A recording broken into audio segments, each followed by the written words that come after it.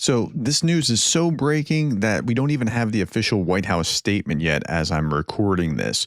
So Trump and Putin met and talked on the phone for 2 hours, and we'll hear what they have to say in just a moment. I'm going to set the table by events preceding this and then what they actually talked about and do they have a deal. And the long and short of it is that Russia said they're ready to work on a memorandum with Ukraine about a peace deal, but I'll explain how and why that'll work out the way that it'll work out. So stick with me.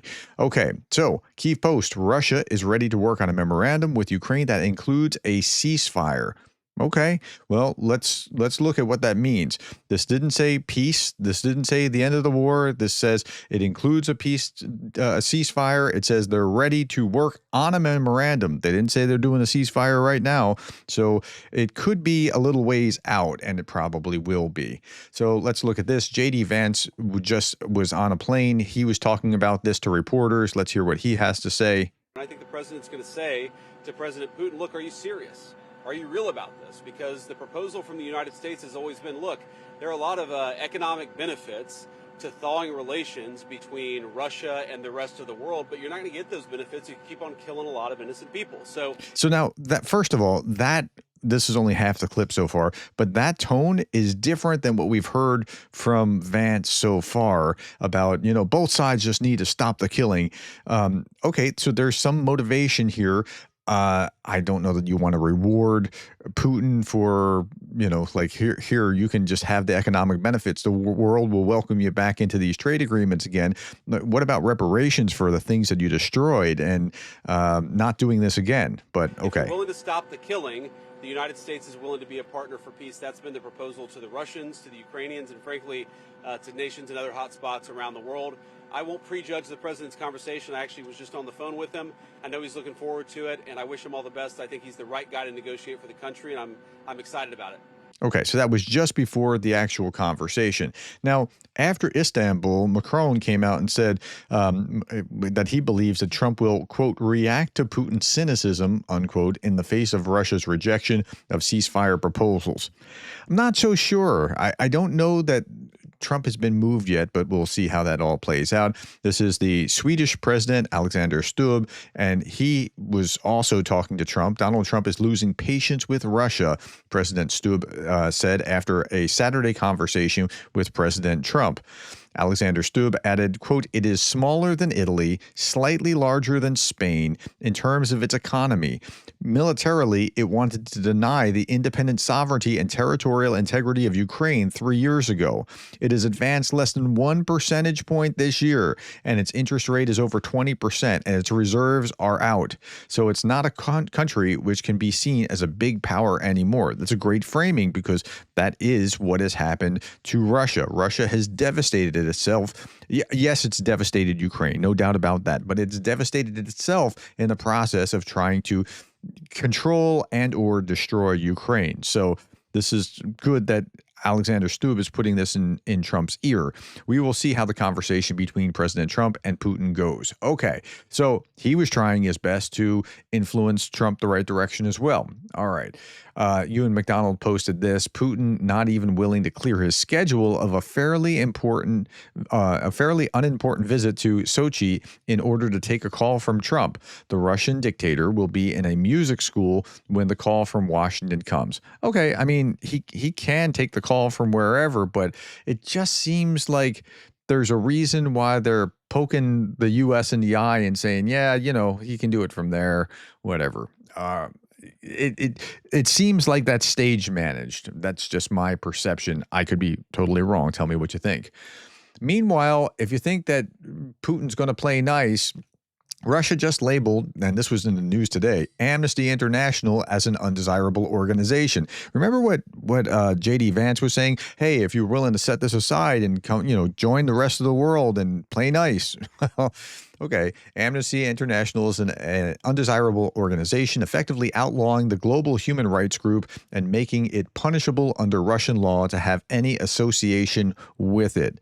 Is that how you're going to join the rest of the world and get back into economic trade with all your neighbors by doing that sort of thing?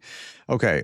So they have the phone call. This is RT posting this. The Putin-Trump anticipated phone call finally underway. Phone call lasted for 2 hours. Putin and Trump have spoken. Their conversation lasted 2 hours. Putin has already spoken to the press. He stated that Russia and Ukraine must find compromises that are acceptable to both sides. He also noted, so let's stop there. That language is pretty mild compared to other language that Putin has said. Does he mean it? I don't know. I highly doubt it, but okay. He also noted that a ceasefire is possible if the right agreements are reached. But he's doing it backwards from what Trump has been asking, which is ceasefire, and then we'll work out the agreements. And I think he knows that that's backwards, and he wants that to be backwards so that he's not getting, he doesn't want to move towards it. He described the call with Trump as substantive, frank, and very useful. He also thanked Trump for supporting the resumption of direct talks between Moscow and Kyiv. Again, it was cut off during the Biden administration, and there was really little talk, if any, between those countries from the time of the invasion, between the U.S. and Russia. He said Russia is ready to work on a memorandum regarding a future peace agreement with Ukraine. Okay. But work on a memorandum is not a memorandum, and it's not a future peace agreement. It's not a ceasefire. It's not all of those things. Again, Russia and Ukraine must find compromises acceptable to both sides. There will never be anything acceptable other than that they keep all 4 oblasts. And a ceasefire with Ukraine is possible if corresponding agreements are reached.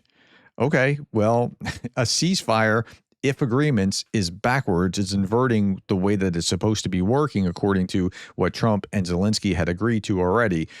So I don't see that anything actually tangible is going to come out of this from what I see so far. But again, it's breaking news. This is as much as we know at this point. This was Podolyak, Zelensky's top advisor, talking about after Istanbul, the Russians demanded Ukraine surrender non-occupied territories, the full extent of those 4 oblasts, even though they don't control about a quarter of it, abandon its sovereignty, alliances, arms industry, and Western weapons, in order to get to peace. You got to abandon all of that. So they went right back to Istanbul 2022, and he said that the Russian delegation acted arrogantly, just like in 2022. So is Putin, in this conversation that he has with Trump, is he just telling Trump the things that Trump wants to hear? It sounds like he's giving him a way to say that we're moving closer to a resolution, even if we're not. Okay, here's how the talks from Istanbul were recorded in today's paper, or what's happened so far and the way that it's viewed in Russia. Let's listen to just a minute or so of this. Tone in today's Russian papers after last Friday's Ukraine-Russia talks in Istanbul. Well, it's not one of compromise. This is Putin advisor Vladimir Medinsky, who headed the Russian delegation. Komsomolskaya Pravda quotes him as having told the Ukrainian negotiators, if necessary, we're ready to fight a year, 2, 3, however long it takes. We fought a war with Sweden for 21 years, back in the 1700s. How long will you last? Mr. Medinsky is also quoted as quoting Bismarck, although I don't think Bismarck ever said this. Never try to deceive the Russians or steal from them, because time will pass, and sooner or later the Russians always come for what's theirs. There is a quote from Bismarck that is in a broader context, because I looked it up once, similar to this, and it's like they won't be deceived a second time, something to that effect. So, okay. Just a reminder that Russia invaded Ukraine and has seized and occupied territory that is internationally recognized as Ukrainian. But the Russians see it as theirs, and that's the key to all of this. And so when you talk about a mutually acceptable terms, if agreements are Russia and Ukraine must find compromises acceptable to both sides, I don't think anything's going to be acceptable to the Russian side. So what's Trump going to do? I'm looking. I haven't seen anything yet. He hasn't posted at the time that I've recorded this. This is breaking news. This is all that we know.